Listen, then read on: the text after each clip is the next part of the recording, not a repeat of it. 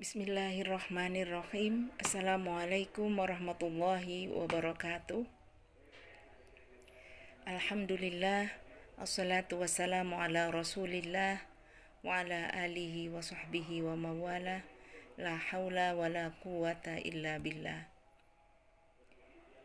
Anak-anakku, mahasiswa-mahasiswi peserta TDI Universitas Negeri Malang yang saya banggakan, alhamdulillah, pada hari ini kita masih diberi kesempatan kesehatan oleh Allah Subhanahu wa Ta'ala, sehingga kita dapat bertemu kembali dalam majelis ilmu Tafaquh Fid Dinil Islam TDI Universitas Negeri Malang.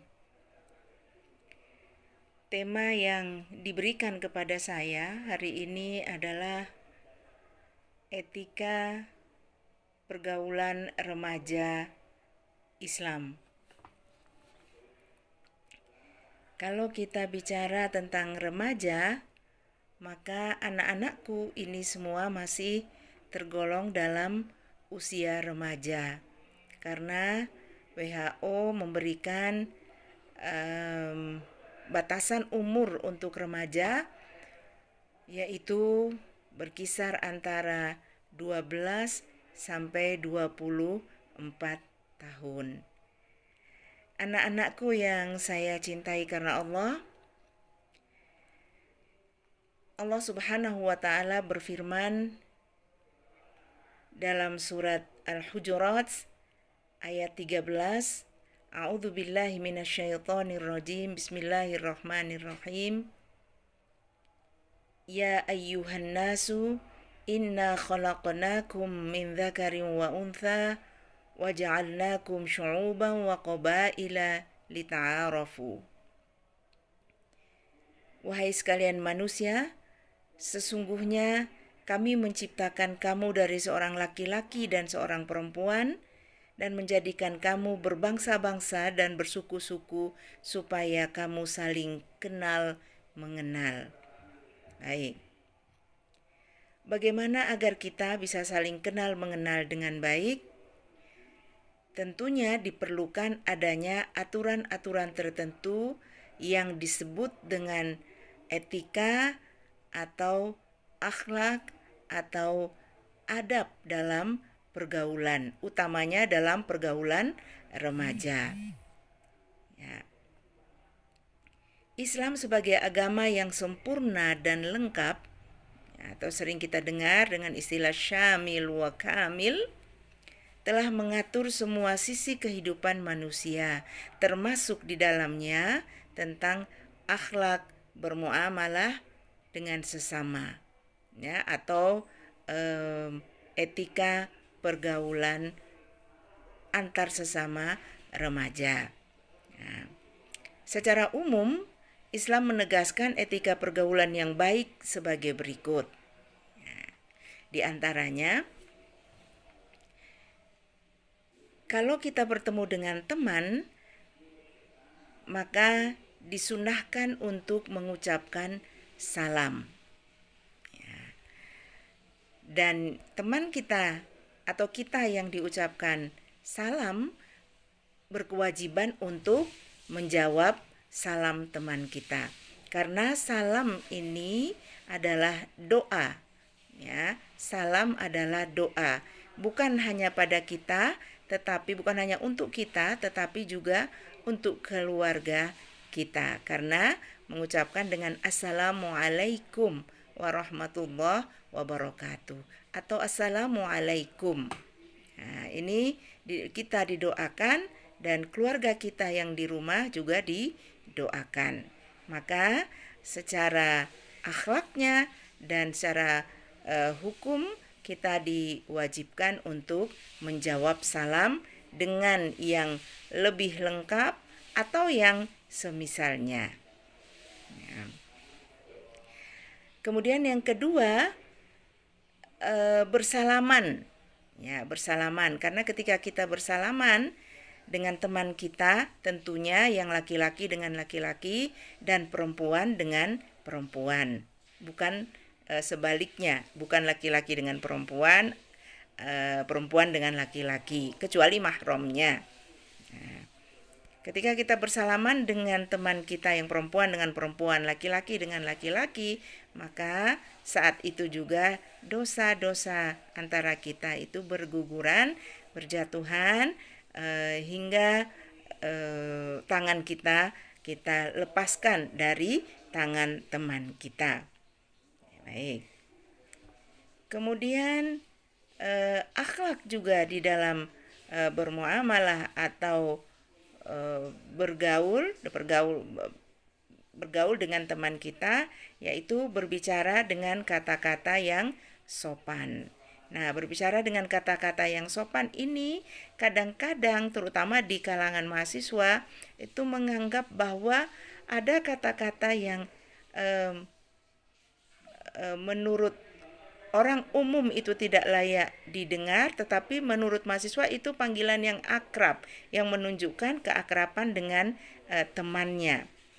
Ya, saya tidak memberi contoh, tetapi seringkali mendengar. Nah, kemudian ketika mencoba untuk menegur, jawabannya adalah ini menunjukkan keakraban Bu gitu. Tetapi keakraban itu juga ada kesepakatan umum. Kita mengikuti kesepakatan umum saja, memanggil dengan nama yang diberikan oleh orang tua. Karena nanti di padang mahsyar kita akan dipanggil oleh Allah dengan nama sebagaimana yang diberikan oleh orang tua kita. Nah, kemudian bersikap santun.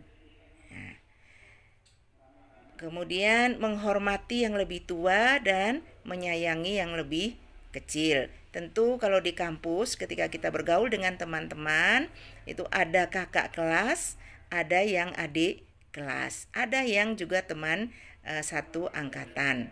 Nah, di dalam pergaulan kita tentunya kita akan harus menghargai kakak-kakak kita dan menyayangi adik-adik kelas kita.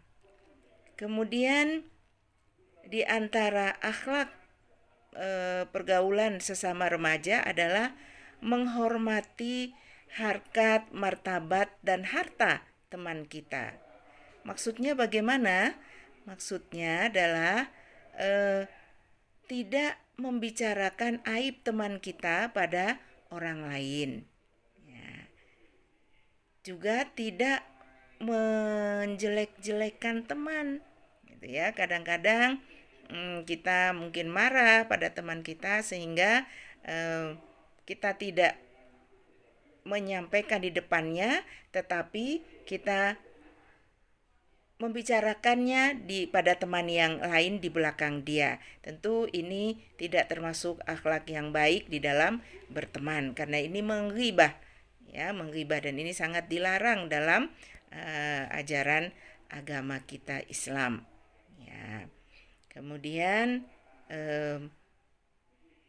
yang dimaksud dengan menjaga harta dalam arti ketika kita akan menggunakan barang milik teman di kampus, di kos, ya, atau dimanapun, itu harus seizin teman kita. Jadi jangan serta-merta kalau teman kita sehingga ini punya teman saya, maka saya bisa menggunakan dengan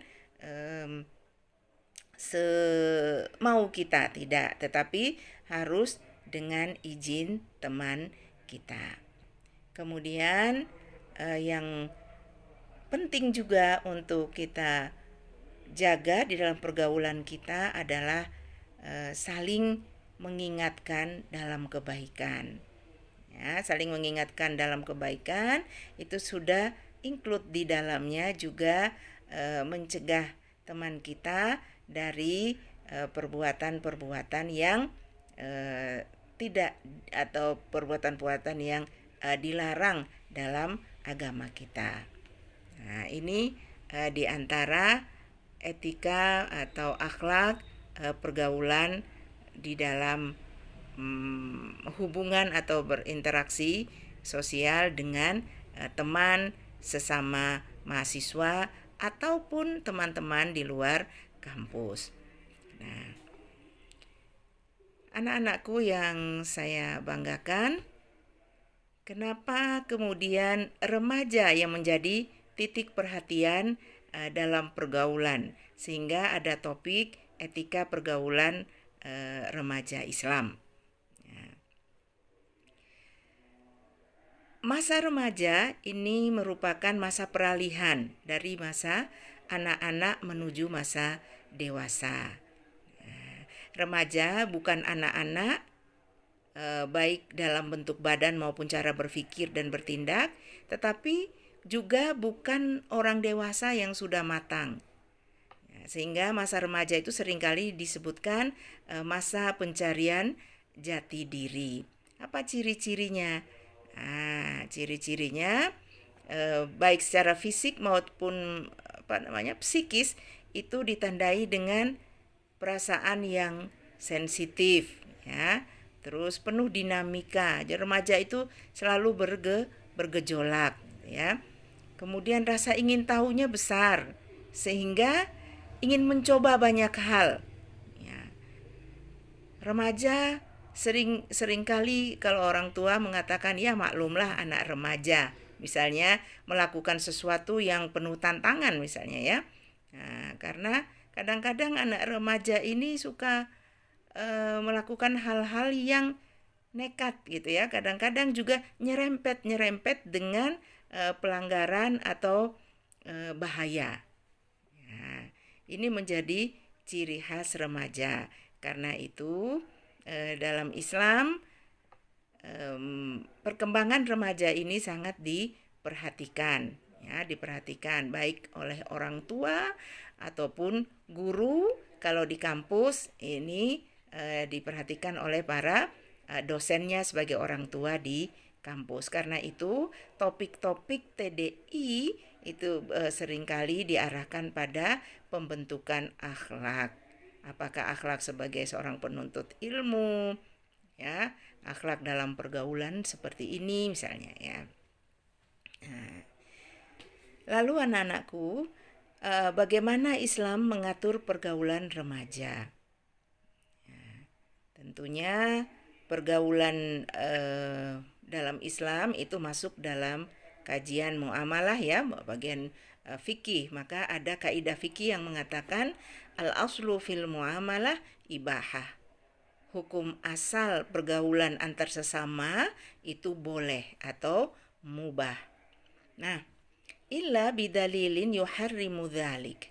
Kecuali kalau ada dalil yang mengharamkan itu. Nah, sekarang kita akan melihat apa saja gitu ya yang diatur, ya, boleh dan tidak boleh di dalam berinteraksi atau dalam bergaul sesama remaja, sesama mahasiswa putra maupun putri. Kita lihat satu-satu.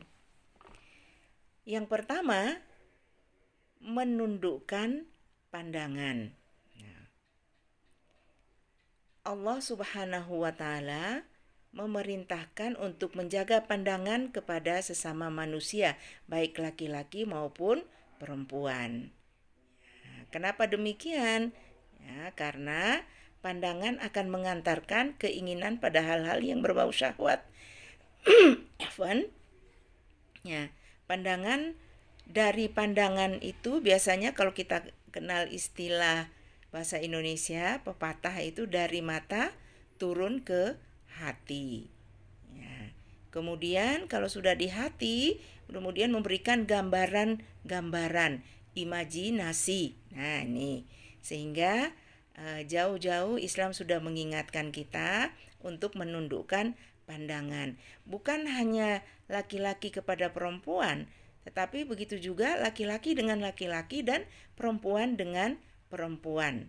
Ya, tidak harus mengagumi meskipun sesama jenis itu dengan memandang wah kamu ganteng sekali, kamu cantik sekali. Boleh memuji teman, tetapi sekedarnya saja.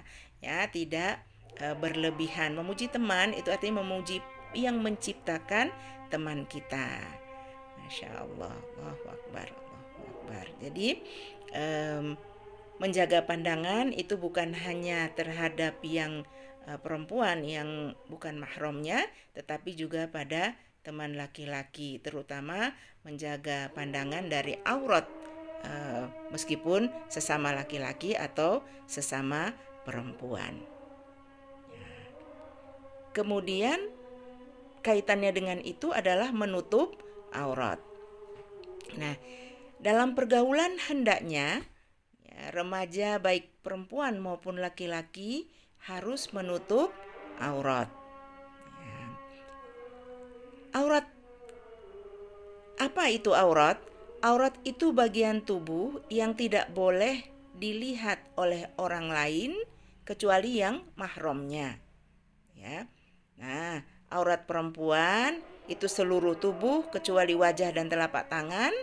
Kalau aurat laki-laki itu sebatas pusat sampai ke lutut. Maka anak laki-laki juga tidak boleh memakai celana panjang yang sobeknya itu misalnya di atas lutut. Itu tidak boleh karena di atas lutut itu termasuk aurat.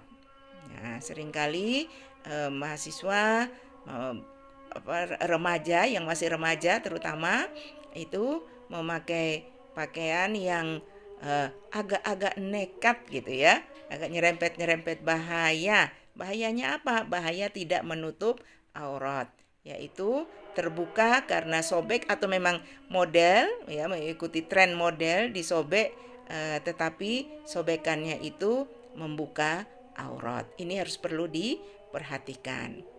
Ya, ini untuk laki-laki. Perempuan tentunya tidak melakukan itu karena sudah tahu bahwa aurat perempuan itu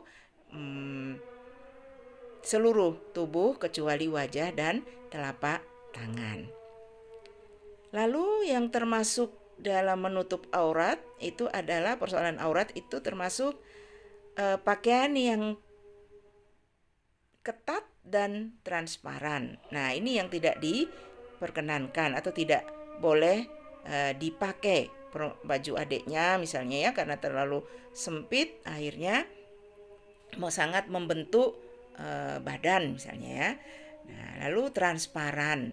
Nah, ini bukan hanya untuk perempuan tetapi juga untuk laki-laki. Yang laki-laki juga tidak boleh memakai baju yang celana yang terlalu ketat gitu misalnya, sehingga membuat yang melihat itu akan merasa terganggu ya, apalagi kalau diganggu oleh setan kemudian tidak menjaga pandangan tapi kemudian ingin melihat lagi misalnya. Nah, ini sudah mengundang ya, ini sudah mengundang dosa ya. Baik, mahasiswa anak-anakku sekalian yang saya banggakan, kemudian yang ketiga, akhlak dalam pergaulan. Nah, ini terutama yang berlawanan jenis ya, adalah tidak berkhalwat. Nah, tidak berkhalwat. Ya, Rasulullah mengatakan ya, Nabiullah bersabda, Rasulullah Shallallahu Alaihi Wasallam bersabda, demi Allah yang diriku berada dalam genggamannya, tidaklah berkhalwat seseorang laki-laki dengan seorang perempuan kecuali setan akan masuk di antara keduanya. Ya. Nah, ini larangan berkhalwat. Apa itu berkhalwat? Nah, berkhalwat itu bersepi-sepi. Maksudnya khalwah itu kosong ya, sepi. Nah, yang dimaksud dengan berkhalwat dalam pergaulan remaja ini adalah remaja yang suka berdua-dua di tempat yang tertutup yang tidak terlihat oleh orang lain. Nah, ini haram hukumnya ya. Jadi tidak boleh berdua-dua di tempat tertutup dan tidak bisa dilihat oleh orang lain, atau di tempat yang terbuka tetapi di sana tidak ada orang lain. Misalnya pergi ke tempat wisata misalnya ya, di tempat wisata yang sepi gitu ya. Di tempat wisata itu kan terbuka, tetapi di sana sepi, nggak ada orang lain. Ya, maka itu orang ketiganya adalah setan. Kenapa demikian? Kenapa itu dilarang? Karena ketika hanya berdua saja di tempat yang sepi, kemudian setan tentu akan aktif dan menggoda keduanya untuk tidak sekedar berdua saja, tetapi juga kemudian bisa melakukan hal-hal yang tidak diperkenankan dalam ajaran agama Islam. Ya. Nah, lalu biasanya mahasiswa ketika sampai pada persoalan ini akan bertanya, lah kalau ada keperluan penting bagaimana Bu? Biasanya begitu pertanyaan yang muncul. Nah, misalnya kerja kelompok ya, kelompoknya kebetulan hanya 2 orang dan satu laki-laki satu perempuan. Nah, biasanya dosennya itu akan memberikan tugas kalau misalnya berdua itu biasanya putri dengan putri, putra dengan putra. Tetapi kalau memang sudah tidak ada pilihan lain, misalnya sisa satu putra satu putri, kalau tidak bisa digabungkan atau ditukar, maka terpaksanya berdua, satu laki-laki satu perempuan. Nah, kalau seperti ini bagaimana Bu? Nah, kalau ini dibolehkan ya, tapi dengan syarat tertentu, syarat dan ketentuan berlaku. Ya, yang pertama, bertemunya di tempat terbuka. Ya, bisa dilihat oleh orang banyak. Ya, bertemu tempat terbuka bisa dilihat oleh orang banyak. Lalu memang ada keperluan. Nah, keperluannya ya maslahah untuk kebaikan. Lalu bertemunya itu juga sesuai keperluan. Nah, keperluan maksud saya, sesuai keperluan itu adalah ya cukup sebatas keperluan itu saja. Kalau sudah selesai mengerjakan tugas, sudah selesai berdiskusi, sudah kemudian saling berpamitan untuk pulang ke tempat masing-masing. Jadi tidak kemudian melanjutkan dengan kegiatan lain. Dan syaratnya yang terakhir adalah tetap menjaga protokol kesehatan fisik maupun mental. Artinya tidak kemudian membuka peluang untuk timbulnya niat-niat yang lain. Ya, itu kaitannya dengan khalwat yang dilarang dalam pergaulan. Kemudian yang keempat, tidak berikhtilat ya, atau bercampur baur ya. Berbeda dengan khalwat yang sifatnya menyendiri tadi. Kalau ikhtilat ini terjadinya secara kolektif dan bersama ya. Laki-laki dan perempuan dalam jumlah ya, mahasiswa dan mahasiswi misalnya dalam jumlah yang besar atau lebih dari 2 orang berbaur dalam suatu keadaan tapi tanpa dipisahkan dengan jarak. Nah, ini tidak dibolehkan ya. Kalau di kelas biasanya kalau kita offline itu duduknya dipisah. Ya, putra sebelah kanan, putri sebelah kiri, atau putra, kalau saya biasanya putra depan semua, putri di belakang semua, sehingga kalau putra yang di belakang, putri yang di depan itu juga bisa menimbulkan persoalan. Ya, jadi yang putra yang di depan, yang putri yang di belakang. Ya, diusahakan sedemikian rupa ya untuk dipisah, kecuali memang benar-benar dalam keadaan darurat. Ya, kalau sudah darurat, lain lagi persoalannya. Ya, jadi berkhalwat tidak boleh, berikhtilat juga tidak boleh. Nah, maksudnya apa tuh ikhtilat ini? Ini bercampurnya laki-laki dan perempuan dalam suatu aktivitas bersama tanpa ada batas yang memisahkan antara keduanya. Itu ya, apalagi kalau sampai berdesak-desakan. Nah, adanya COVID ini juga melatih kita, mudah-mudahan seterusnya COVID ini segera berlalu, tetapi sikap untuk tidak berdesak-desakan dalam satu tempat untuk satu keperluan yang tidak perlu itu tidak lagi terjadi. Misalnya dalam hal konser-konser ya. Nah, ini seringkali kalau sudah di konser itu sulit untuk membedakan laki-laki dan perempuan dalam satu kondisi ya, nggak bisa lagi dipisahkan. Nah, ini padahal dalam agama kita ini sangat dilarang. Ya. Nah, itu beberapa hal yang terkait dengan akhlak atau etika dalam bermuamalah atau bergaul antar sesama remaja. Ya, mudah-mudahan ada manfaatnya untuk kita semua dan ke depan kita bisa lebih mawas diri dalam hal bergaul dengan memperhatikan adab-adab dan perhatikan akhlak yang sudah digariskan dalam Islam, insya Allah. Mohon maaf atas kekurangan dan kita berharap semoga kita segera dapat bertemu di kelas yang offline, bisa bertatap muka sehingga kita bisa lebih kenal satu sama lain untuk saling mengingatkan dalam kebaikan. Demikian yang bisa saya sampaikan. Mohon maaf atas segala kekurangan. Billahi taufik wal hidayah. Wassalamualaikum warahmatullahi wabarakatuh.